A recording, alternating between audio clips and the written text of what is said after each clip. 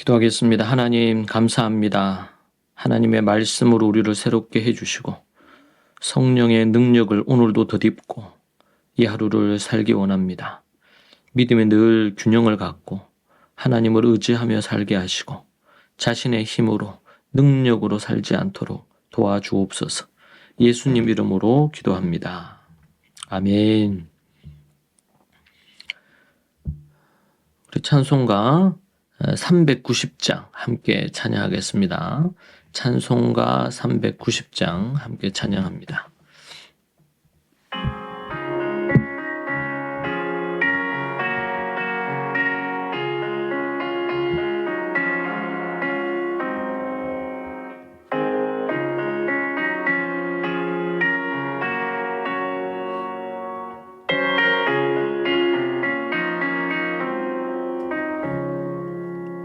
예수가 거느리시니 즐겁고 평안하구나. 주야의 자고 깨는 것 예수가 거느리시네. 주 날 항상 돌보시고 날 친히 거느리시네. 주 날 항상 돌보시고 날 친히 거느리시네. 때때로 괴로움 당하면 때때로 기쁨 누리네. 풍파 중에 지키시고 평안히 인도하시네. 주 날 항상 돌보시고 날 친히 거느리시네. 주 날 항상 돌보시고 날 친히 거느리시네.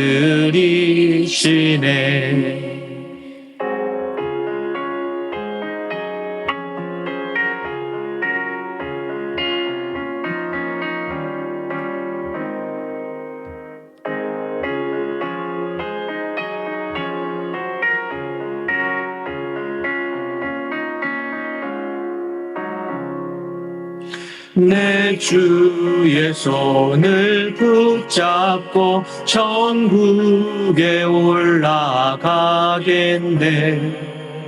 괴로우나 즐거우나 예수가 거느리시네.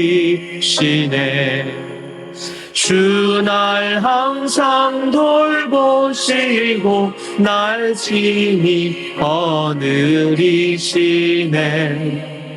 주 날 항상 돌보시고 날 친히 거느리시네. 세상 이별할 때에 마귀의 권세 이기네. 천국에 가는 그 길도 예수가 거느리시네. 주 날 항상 돌보시고 날 친히 거느리시네.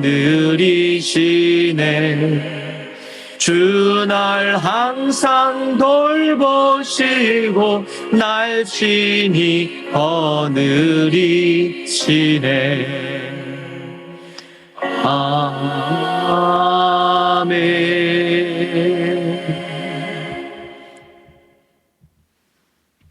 하나님의 말씀 함께 보겠습니다. 마태복음 1장 18절에서 21절입니다. 마태복음 1장 18절에서 21절.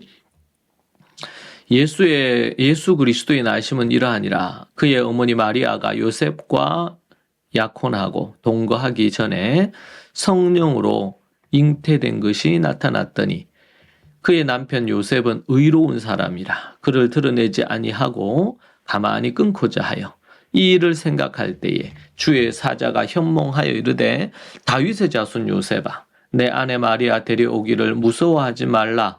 그에게 잉태된 자는 성령으로 된 것이라. 아들을 낳으리니 이름을 예수라 하라. 이는 그가 자기 백성을 그들의 죄에서 구원할 자이심이라 하니라. 아멘. 이 마리아가 요셉과 이제 동거하기 전에 성령으로 말미암아 예수님이 잉태가 됩니다. 주의 사자가 남편 요셉에게 나타나서 아들을 낳을 것인데 그 이름을 예수라고 하라고 그렇게 말을 합니다. 예수라는 이름의 뜻은 자기 백성을 그들의 죄에서 구원할 자입니다. 이름에 담긴 뜻을 통해 예수님께서 이 땅에 오신 목적과 사명이 무엇인지 알 수 있습니다. 예수님께서는 이 땅에 오신 목적이 무엇일까요? 자기 백성을 죄에서 건지기 위함입니다. 창세기 3장으로부터 시작된 이 인류의 죄는 종말이 오는 그때까지 이어지고 더욱 심각해질 것입니다. 인류의 가장 심각한 문제는 인간이 태어날 때부터 가진 죄, 이 원죄입니다. 이 문제로 죽음이 찾아왔고 고통 가운데 살게 되었습니다. 죄로 말미암아 사람에겐 진정한 샬롬, 즉 평안과 안식이 사라졌습니다. 인간은 거짓 안식과 쾌락을 추구하며 살게 되었습니다. 지옥 같은 이 땅에서 참된 안식 없이 살다가 영원한 지옥불에 떨어지게 된 것입니다. 결국 인간은 태어날 때부터 지옥이 결정된 운명이었습니다. 이 절망적인 인간의 상황을 해결하기 위해서 하나님 아버지께서는 아들 예수님을 구세주로 보내셨습니다. 아들 예수님께서 모든 죄를 대신 짊어지시고 피 흘리심으로 단번에 죄를 사하여 주셨습니다. 6월절 어린 양의 그 피는 죽음에서 생명으로 죄의 노예에서 해방된 자유자로 만들어 주었습니다. 하나님 아버지의 사랑과 예수님의 절대 복종이 아담으로부터 내려오던 죄를 사하고 자유와 해방을 가져다 준 것입니다. 세상은 성탄절에 대해 예수님께서 가난한 자를 위해서 오시거나 평화를 위해 오셨다고 이야기하곤 합니다. 세상의 뉴스와 TV에서도 그렇게 말합니다. 일부 맞는 말입니다. 그러나 성경은 우리의 죄 때문에 오셨다고 분명히 밝히고 있습니다.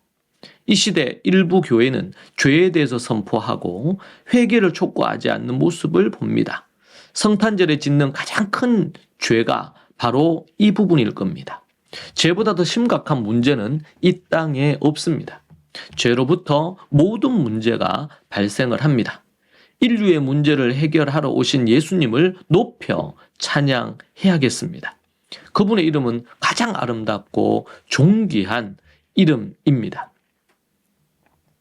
예수님이 이 땅에 오신 목적을 우리가 명확하게 생각해야 되겠습니다. 그것은 바로 죄 때문이라는 것입니다. 죄가 얼마나 심각한지, 이 사회적으로 갖고 있는 갖가지의 동성애와 동성혼, 이런 심각한 문제, 또 거짓과 정직하지 않는 거짓의 영에 사로잡혀서 재판 자리에 가면은 모두 다 자신이 잘못한 것은 인정을 안 합니다. 갈수록 더 뻔뻔하게 반응을 합니다. 갈수록 더 이 사회는 거짓과 속임수가 난무하고 거짓 뉴스가 더 많이 난무하고 그리고 다툼과 흑백으로 나누어 공격하거나 이런 것들이 훨씬 더 많이 생기는 것을 봅니다. 예수님께서 이 땅에 오신 것은 인간의 근본적인 마음에 갖고 있는 이 죄의 문제를 해결하기 위하여 오신 것입니다. 정치 문제, 경제 문제, 사회 문제, 문화 문제, 교육 문제, 이런 부분을 1차적으로 해결하기 위해서 오신 게 아니고 인간의 마음속에 있는 근본적인 이 죄의 문제, 그래서 예수님이 이 땅에 오셔서 십자가와 부활의 갖가지의 많은 인류 구원의 죄의 문제를 해결하기 위해서 그 일을 하신 것입니다.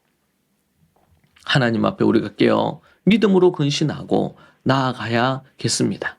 인류의 가장 심각한 문제는 죄라는 사실을 우리가 다시 명심 또 명심하기 원합니다. 아들을 낳으리니 이름을 예수라 하라. 이는 그가 자기 백성을 그들의 죄에서 구원할 자이심이니라. 그렇게 말하고 있습니다. 오늘도 우리가 이 성탄절이 가까워오는 이때에 가장 심각한 문제가 죄라는 사실을 우리가 다시 한번 마음에 새기고 생각하기를 원합니다. 기도합시다. 하나님 아버지 감사합니다. 가장 심각한 문제가 죄라는 사실을 기억하고 날마다 깨어 근신하며 살게 하여 주옵소서.